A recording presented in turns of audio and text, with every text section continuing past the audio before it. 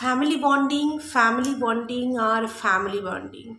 ও মা গো মা, family bonding দেখে দেখে আমাদের পুরো ওয়াইটির মন প্রাণ সব জুড়িয়ে যাচ্ছে। সবাই কমেন্টে একটাই কথা লিখেছে, তোমাদের ফ্যামিলি বন্ডিং দেখে মানে চোখে জল এসে যাচ্ছে। কেউ আবার লিখেছে, হুম, খুব ফুটানি না, লাল লাল মটনের ঝোল, খুব ফুটানি। আগে দেখেছিলে কখনো? এখন প্রতিদিন লাল লাল মটনের ঝোল। Hey guys, welcome back to my channel. কেমন আছো তোমরা সবাই? আশা করছি সবাই ভালো আছো, সুস্থ আছো। তোমাদের ভালোবাসা, ঈশ্বর আশীর্বাদে আমরাও সবাই বেশ ভালো আছি। তো চলে এসেছি একটি নতুন ভিডিও নিয়ে। ভিডিও থাম্বনেল টাইটেল থেকে বুঝে গেছো ভিডিওটা হতে চলেছে গুন্ডিকে নিয়ে। অনেক দিন হলো আমার দিদিভাইকে নিয়ে আমি ভিডিও করিনি, তো মনটা ভীষণ খারাপ লাগছিল। অ্যাকচুয়ালি কী বলতো, প্রথম থেকে আমি ওকে এত ভালোবেসে ফেলেছি, মানে ওর চরিত্রটাকে এত ভালোবেসে ফেলেছি, তো সেই জন্য ওকে কিছু না বলে না আমি থাকতেই পারি না। যাই হোক, তো বন্ধুরা, কিছুদিন আগে আমি একটা ভিডিও করেছিলাম, সেখানে আমি তোমাদেরকে বলেছিলাম যে কেউ একজন ব্যক্তি আছে যে এদেরকে প্রত্যেক মাসে কিন্তু একটা টাকা পাঠায়। সেই টাকাটা ওরা এই জন্যেই পাঠায়, কেন কি দেখো, ওয়াইটিতে এটা তো সবসময় নিজেদেরকে প্রমাণ করে এরা মানে একদম ভিখারি, ঠিক মতো খেতে পায় না, এদের ভিউজ ডাউন পড়ে গেছে, কেস চালাতে হচ্ছে, প্রচুর টাকার দরকার, প্রচুর। ঠিক আছে, তো এত টাকা পয়সা এরা কোথা থেকে করবে? কেন কি এখন তো ইউটিউব থেকেও ইনকাম কমে গেছে।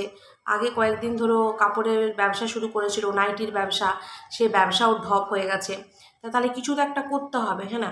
তো সেই জন্য মানুষের কাছে তো মানে একটা মানে কি বলবো, একটা তো করুণার জায়গা আছেই, যে হাজব্যান্ড কোনো ইনকাম করতে পারে না, একটা মেয়ে ইনকাম করে এত বড় একটা সংসার চালায়, ওষুধের খরচা, হ্যাঁ, স্বামীর ওষুধ খরচা, শাশুড়ি মার ওষুধ খরচা।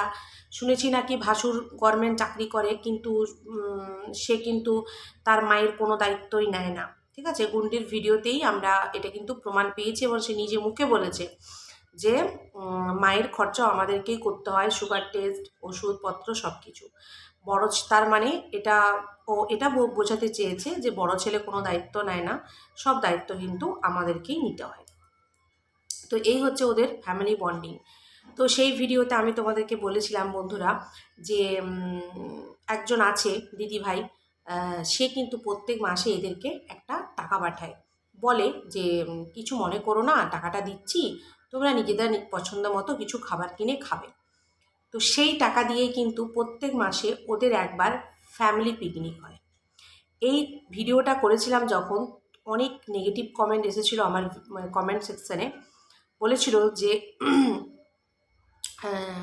অনেক খারাপ কমেন্ট, অনেক অনেক খারাপ কমেন্ট এসেছিলো। কমেন্টগুলো এখন আমার মনে নেই। যে তুমি কি দেখতে গেছো, তোমার কাছে কি প্রমাণ আছে? তো দেখো, আমি বারবার একটা কথাই বলবো, যে প্রমাণ এরকমভাবে হাতে দেখিয়ে দিলাম, এই দেখো আমার 5টা আঙুল, আমি যে প্রমাণ দেখাতে পারছি তোমাদেরকে। এই ওয়াইটি একটা সোশ্যাল প্ল্যাটফর্ম, এখানে ওরকমভাবে কাউকে প্রমাণ দেখানো যাবে না। কিছু পয়েন্ট তোমাদেরকে ধরিয়ে দেবো, যারা বোঝার তারা দেখো বুঝে গেছে, তারা কিন্তু এখন আর সেই কমেন্ট করে না। আর যারা বোঝার না, তারা কোনো দিনই বুঝবে না। তো সেই জন্য তাদেরকে আমি বোঝাতেও চাই না। যে কজন মানুষ বুঝে গেছে, যে কজন মানুষ আমার ভিডিও ভালোবাসে, আমি শুধু তাদের জন্যই এই ভিডিওটা বানাচ্ছি। তো আমি তোমাদেরকে বলেছিলাম যে ওদেরকে একজন কিন্তু টাকা পাঠায়, ঠিক আছে? তো সেটা কে, আমি তোমাদেরকে এখন বলছি না, তবে আরও কয়েকটা দিন যেতে দাও, আমি তোমাদেরকে পুরোটাই বলবো। দেখবে প্রত্যেক মাসে ওরা কিন্তু একবার করে খায় একসাথে, ঠিক আছে?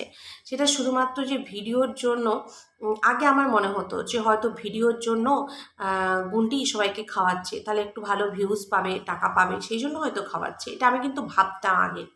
কিন্তু বন্ধুরা, এখন তো মনে হচ্ছে যে না, এখন আমি যেটা ভাবছি সেটাই সত্য, এবং আমার কাছে তার কিন্তু খবর আছে যে কোনো একজন ব্যক্তি আছে যে প্রত্যেক মাসে এদেরকে একটা টাকা পাঠায়। আর যারা বড় বড় ব্লগার, ধরো এই যে ম্যান্ডির বাবা মারা গেল, ম্যান্ডি নিজে মুখে স্বীকার করেছে কিছু কিছু পরিবারের সদস্যরা ছিল, সাবস্ক্রাইবার বন্ধুরা, যারা কিন্তু প্রত্যেক মাসে ওর বাবাকে কিছু কিছু টাকা পাঠাতো, সে 500 হোক 1000 হোক যাই হোক। তো এই রকম বন্ধুরা যারা বড় ব্লগার, তাদেরকে মানুষ এতটাই ভালোবেসে ফেলে যে তাদেরকে কিছু কিছু টাকা পাঠায়, যে তুমি এটা করবে সেটা করবে, জিনিসপত্র তো দেয়, তার সাথে কিন্তু টাকাও পাঠায়। এটা এবার অনেকেই বলে সোশ্যাল মিডিয়াতে, বা অনেকেই বলে না। তো এবার তোমাদেরকে একটা কথা বলি, সেই রকম যেটা বলছিলাম যে ওদেরকে কিন্তু টাকা পাঠায়। তো আমি প্রথমে ভাবতাম যে না, এই হয়তো ভিডিওর জন্য সবাইকে ডেকে খাওয়ার একটা কন্টেন্ট হবে, ভিডিও হবে। কিন্তু এখন যে খবরটা পেয়েছি সেটাই সত্য বন্ধুরা, ও ভিডিওর জন্য করে না। কেন কি, ভিডিওর জন্যই যদি ও সবাইকে খাওয়াতো তাহলে ও ভিডিওতে সবাইকে দেখাতো, ঠিক আছে। এখন তো আমার দিদিমণির এমন অবস্থা যে ও ওই দুধের শিশু বাচ্চাটাকেও ঠিকমতো নিজের ইচ্ছে মতো করে ভিডিওতে দেখাতে পারে না, ঠিক আছে। মানে বড়দেরকে দেখানো তো দূরের কথা, দাদা এসোকে যে কতদিন আমি ভিডিওতে দেখতে পাইনি, সে মানে বছর ঘুরতে গেল দাদা এসোকে ভিডিওতে পাওয়া যায় না। তো সেই রকম এখন যে বলল যে সবাইকে আমরা খাওয়াচ্ছি, একসাথে খাওয়া দাওয়া করলাম, তো বন্ধুরা তোমরা যেভাবে ঝাঁপিয়ে গেলে আমিও সেভাবেই ঝাঁপিয়ে গেলাম, কিন্তু যে দেখলাম ফুটুর ডুম, ফিউচার ডুম আর কিছু না, ফুটুর ডুম, ঘোড়ার ডিম দেখলাম। সেখানে কোনো কিছু নেই, মানে গুন্ডির যেটা ব্যাপার, ও রান্না বান্না করেছে, করে ভাত, মাংস, লাল লাল মটনের ঝোল সব কিছু নিচে ফেঁকে দিয়েছে। মানে পরিবারের মানুষগুলো একটা তো ক্যামেরাবন্দি হয়নি। তাছাড়া ও নিজে রান্না করেছে সেটা আমাদেরকে শুধু দেখিয়েছে, কি ওই মানুষগুলো যে এসেছে তাদেরকে যে খেতে দেবে বা খেতে দিচ্ছে সেটাও কিন্তু ও ভিডিওতে দেখায়নি। কিন্তু আমি ম্যামনির ভিডিওতে গেলাম, ঠিক আছে। ম্যামনির ভিডিওতে গিয়ে পুরো ভিডিওটা দেখলাম। ম্যামনির ভিডিওতে গিয়ে আমি একটু টেনেই দেখেছি, তবে সে মুখে বলল রসুন ছাড়িয়ে দিয়ে এলাম, আম কেটে দিয়ে এলাম, সেটাও কিন্তু সে ক্যামেরাবন্দি করেনি, ঠিক আছে। তাছাড়া ম্যামনির ভিডিওতে আমি যেটা দেখলাম সেটা হচ্ছে ওই বাচ্চা মেয়েটাকে নিয়ে খেলা করছিল, তারপর হচ্ছে ছোট আয়া ওই মেয়েটাকে স্নান করিয়ে দিচ্ছিল, আমাদের দিদিমণির মেয়েকে স্নান করিয়ে দিল, তারপর বাচ্চাটাকে নিয়ে আদর করছিল। তারপরে দেখলাম আমাদের যে বড় চাকর, ঠিক আছে, ঢ্যামনি, ও দেখছি সবাইকে খাবারগুলো বেড়ে দিচ্ছে। বাচ্চাগুলো সেই যেমন সেই মজুরগুলো দেখো তো, যারা মানে আমি আমার বাড়ির কথা বলছি, মজুর কি জিনিসটা হয়তো তোমরা অনেকেই জানবে না। আমার বাবা একজন কিষাণ, ঠিক আছে, কৃষক। তো আমাদের তো ধান চাষ হয়, তখন না অনেক করে মজুর মানে শ্রমিক নিতে হয় ওগুলো করার জন্য। ধরো ওই 10 জন 15 জন এইরকম। তো আমরা যখন ছোট ছিলাম তখন না ওদেরকে দুপুরে খাবার দিতে হতো, মানে ভাতটা দিতে হতো। এখন যুগ পাল্টেছে, সময় পাল্টেছে, এখন কি হয়েছে বলো তো, এখন হচ্ছে ওরা ঠিকাতে সব পয়সা নিয়ে নেয়, ওরা মানে খাবারটাও নিজেরা নিয়ে আসে, খাবারের দামটাও মালিকের থেকে নিয়ে নেয়। কিন্তু আগে এরকমটা ছিল না, ঠিক আছে। যারা গ্রামে বাড়ি তারা কিন্তু এই কথাটা বুঝতে পারবে। তো মাকে দেখতাম, মা সকালবেলায় একটা বিরাট বড় আমাদের হাঁড়ি ছিল, সেই হাঁড়ির মধ্যে 1 হাঁড়ি ভাত, 1 কড়া তরকারি রান্নাবান্না করে সব কিছু গুছিয়ে বাকি এক জায়গায় রেখে দিত, একটা প্লাস্টিকের মধ্যে এতটা নুন, কাঁচা লঙ্কা সব রেখে দিত। ওরা মাঠে কাজ করতো, ওদের মধ্যে কোনো একজন আসতো, এসে ওই হাঁড়ি সমেত সব হাঁড়ির মধ্যে মা গুছিয়ে গাছিয়ে দিত, ওই সমেত মাথায় করে নিয়ে বিলে চলে যেত, ঠিক আছে, মানে মাঠে চলে যেত। আর মাঠে গিয়ে ওই পাতা নিয়ে আসতো বাবা, পাতা দেওয়া হতো, তারপরে গ্লাস, ওগুলো সব বাবা কিনে আনতো। তো ওইগুলোতে ওরা সবাই নিজের পাতা মাতা দিয়ে বসে, আমাদের ওইখানে একটা বিরাট বড় না একটা বট গাছ ছিল, সেই বট গাছের নিচে ওরা বসে খেত। আর এই জিনিসটা আমার দেখতে ভীষণ ভালো লাগতো, ভীষণ। মানে আমি গ্রামের মেয়ে, তো গ্রামের পরিবেশ, গ্রামের কালচারে আমি বড় হয়েছি, বুঝেছো। তো ভীষণ ভালো লাগতো। তো আমি কি করতাম, ওই যে কাকু আসতো, কাকুর একটা নাম ছিল, কাকুর নাম ছিল সুশান্ত কাকু। তো কাকুকে বলতাম, কাকু আমিও তোমার সাথে মাঠে যাব। তো কাকু বলতো চল। তো আমি বলতাম আমি কি নেব, তখন কাকু বলতো ঠিক আছে তুই একটা জলের বোতল নে। তো তখন আমি একটা জলের বোতল নিতাম, তখন আমি ক্লাস 5-6-এ পড়ি। তো ওই আমি বোতল নিয়ে যেতাম বা ওই কেনা পাতা আর হচ্ছে গ্লাসগুলো ধরতাম, ওইগুলো কিছু না কিছু একটা হাতে নিয়ে আমি যেতাম। তারপরে ওরা সেই মেলার মতো করে বসে খেত। তারপরে খাওয়া দাওয়া হয়ে গেলে ওই হাঁড়িটা, তারপরে বাসন কোসনগুলো ধুয়ে দিত, ওইগুলো আমি আবার না মাথায় করে বা বগলে করে এমনি করে ধরে নিয়ে আসতাম বাড়ি, জানো তো। ওরা ধুয়ে ধায়ে দিত, তারপরে মা এসে আবার মাজতো। তো এই ব্যাপারটা আমার খুব ভালো লাগতো। যেদিন যেদিন আমার ছুটি থাকতো, স্কুল থাকতো না, সেদিন সেদিন আমি না যেতাম। তো আমার এই যে গুন্ডি রান্নাবান্না করে নিচে খাবারটা পৌঁছিয়ে দিল, আমার যেন এরকমই একটা মনে হলো যে মানে ঠিকা সারা একটা কাজ বলে না, দায় সারা কাজ। এবার দেখো, যে টাকা দিয়েছে সে তো পুরো পরিবারের লোককে খাওয়ার জন্যই টাকাটা দিয়েছে। এবার গুন্ডি নিজে রান্না করে নিজে খেতেও কিন্তু পারবে না। হ্যাঁ, যে নিজে রান্না করে খেয়ে নিলাম, তাহলে তার পরের বারে সে কিন্তু আর টাকা দেবে না।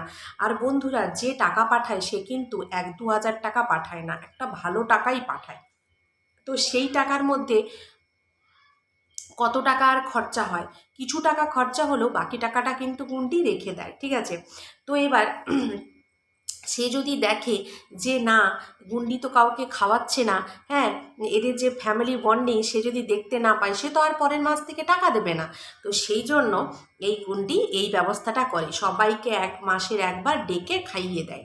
বন্ধুরা, যদি ফ্যামিলি বন্ডিং এতই ভালো থাকবে, গুন্ডির মনের মধ্যে সবার জন্য প্রেম, ভালোবাসা, মমতা এতটাই থাকবে, তাহলে সে তার অত সুন্দর বাড়ি বানিয়েছে, ওপরতলাতেও কিন্তু এসি রয়েছে। যখন ডাইনিং টেবিলটা পুচ্ছিল তখন ভাবছিলাম, উফ, অনেক দিন পর ডাইনিং টেবিলে বসে মানুষগুলোকে খেতে দেখতে পাবো। কিন্তু না বন্ধুরা, কিন্তু না, ওইটা ও সুন্দর করে নিজে খায় আর সুন্দরভাবে পুছে গুছিয়ে রেখে দেয়। বাকি যত লোক আসে সবাই খায় ওই নিচতলায়।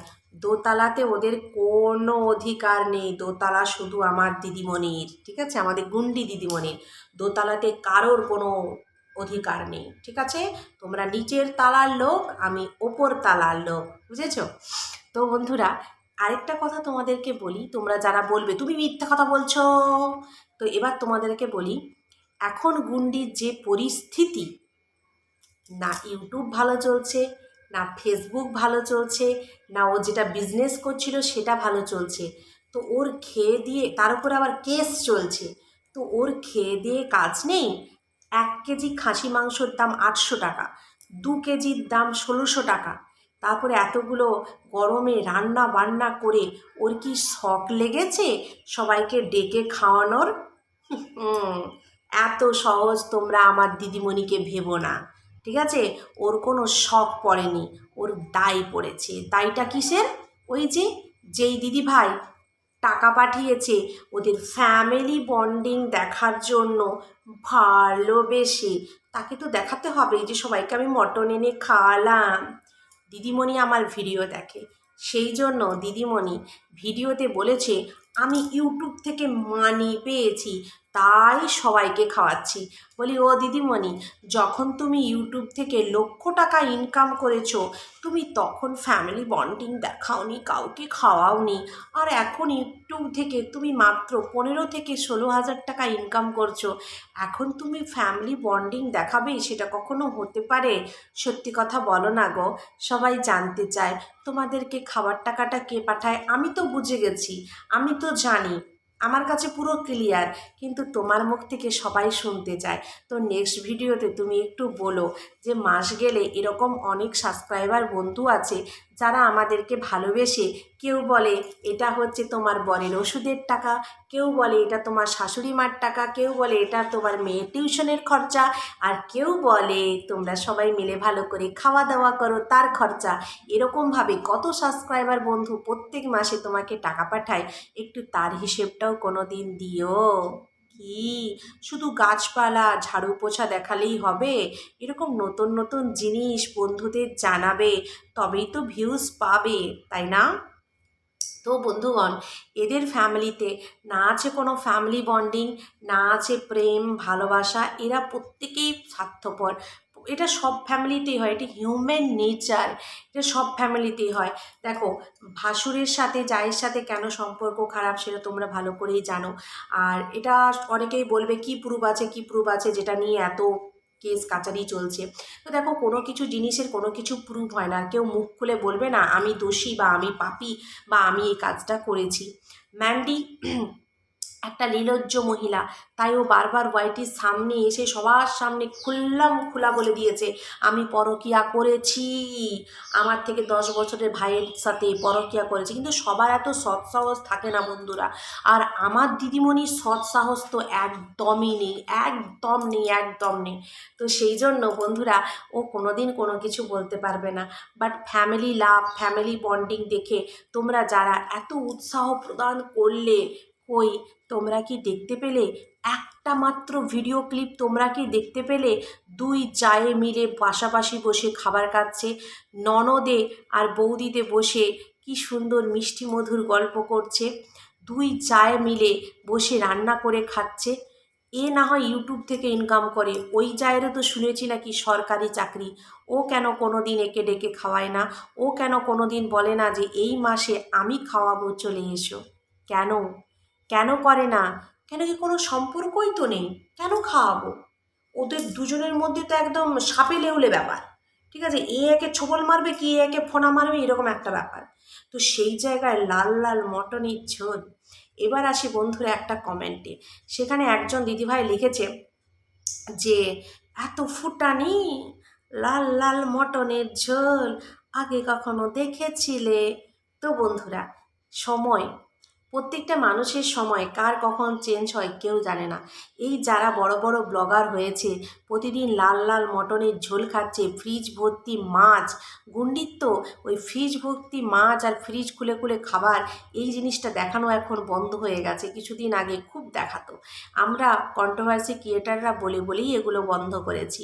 তো যারা এগুলো খাচ্ছে এখন, এত ভালো ভালো খাবার, এত ভালো ভালো ঘুরতে যাচ্ছে, তারা একটা সময় সত্যি একটা সময় তারা খেতে পেত না।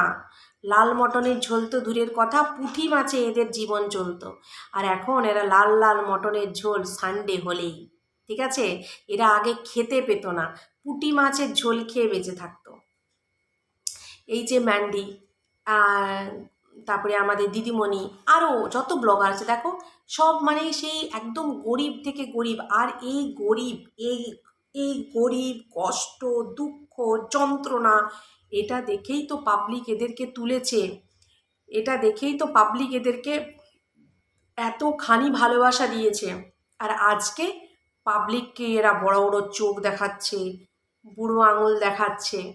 তাহলে এদের অবনতি হবে না, এদের অধঃপতন হবে না তো কি হবে বন্ধুরা?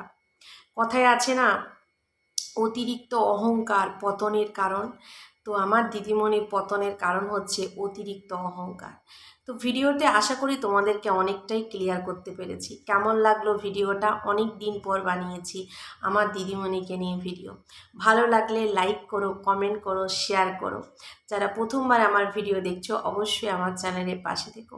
আর আজকের ভিডিও টার্গেট হচ্ছে কিন্তু 5K, 5000 ভিউজ দাও, গুন্ডির ভিডিও ডেলি বানাবো।